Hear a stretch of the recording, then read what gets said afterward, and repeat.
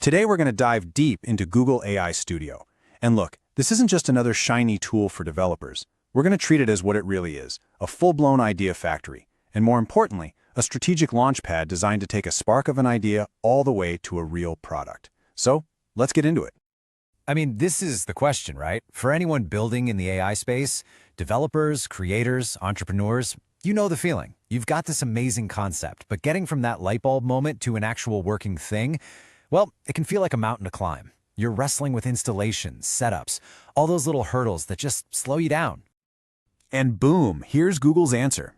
AI Studio is basically a workshop that lives right in your web browser. There's nothing to install, no messing with software dependencies. You just log in and you are ready to start building. It completely flattens that mountain we were just talking about. All right, so what's the magic behind all this? What's actually powering this workshop?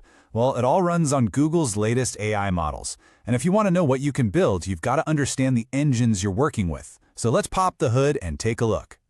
It really breaks down into two main groups. First, you've got the Gemini models. These are the brains of the operation, the heavy lifters for logic, coding, and understanding all kinds of different information at once.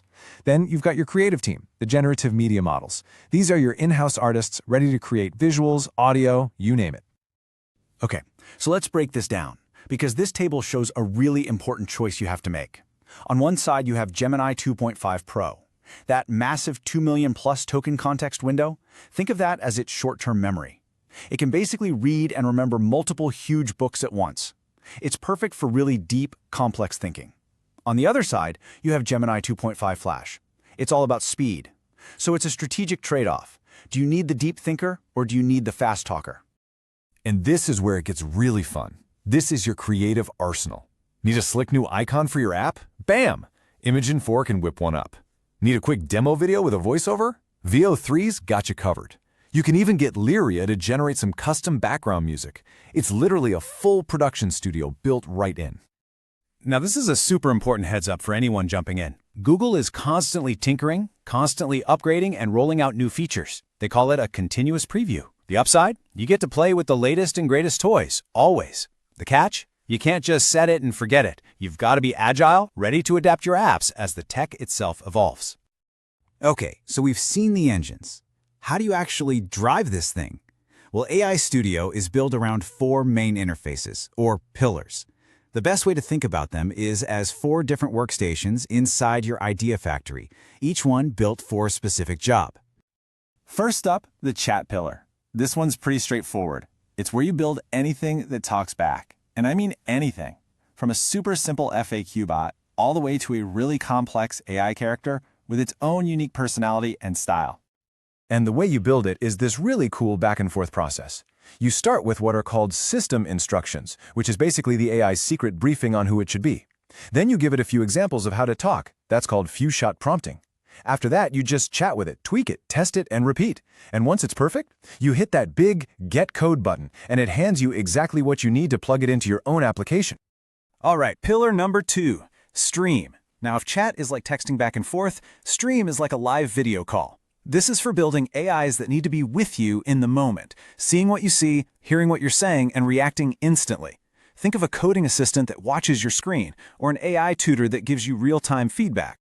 And check out what makes this so powerful. It's multimodal, meaning it can use your screen, camera, and microphone all at the same time. It responds word by word as it thinks, so it feels way more natural. And my favorite part? It has a barge-in feature. You can literally interrupt it while it's talking, just like a real conversation. How cool is that? Our third workstation, Generate Media, is basically your personal on-demand creative agency. The key word here is unified. Instead of jumping between a bunch of different tools, you have one spot to create everything your project needs. Icons, voiceovers, background music, demo videos. It's all right there. And now for the grand finale. Pillar 4, Build. And honestly, this one is a bit of a mind-blower. This is where AI Studio stops being just a tool you use and starts becoming your code developer, your partner. You just describe the app you want to build in plain English, and it builds a prototype for you. So how does this magic trick work? It's wild. You just write down your idea. Something like, make me a Spanish tutor that helps me practice my conversational skills. The AI thinks about it, and then, poof, it generates the code, the user interface, the whole shebang. It gives you a working app right there in the studio that you can immediately start playing with and customizing. It's a massive shortcut. So here's the really crucial takeaway from all this. These 4 pillars, chat, stream, generate media, and build, they're not just separate toys in a toy box. They're designed to work together as a seamless workflow. You can craft a personality in chat, create some art in generate media, and then use build to stitch it all together into an app. It's a complete life cycle, from idea to prototype. Okay, so we've covered the tech, the how, but now let's get into the strategy, the why. Because AI Studio is way more than just a cool tool. It's actually a very carefully designed bridge, and understanding it reveals Google's entire playbook for AI. This quote absolutely nails it. At its heart, AI Studio is a classic freemium to enterprise funnel. The strategy is simple and it's brilliant. Get you in the door with something amazing and free, and then make it incredibly easy for you to become a paying customer as your idea grows. Here's how that funnel works. Step 1 is attract. The free access is so generous, it brings in everybody, from students just messing around to huge companies. Step 2 is convert. Remember that Get Code button? That's the magic moment. Your free prototype becomes a real application that uses their paid API. And finally, step 3 is retain, using things like subscriptions to keep you building inside their world. So when you zoom out, you can see what's really going on. You can think of AI Studio as the super-friendly welcoming lobby to the massive skyscraper that is Google Cloud. Every convenient feature, like one-click deployment, is basically an escalator designed to pull you deeper into their larger, more powerful, and monetized services. So where is all this headed? What's the next chapter?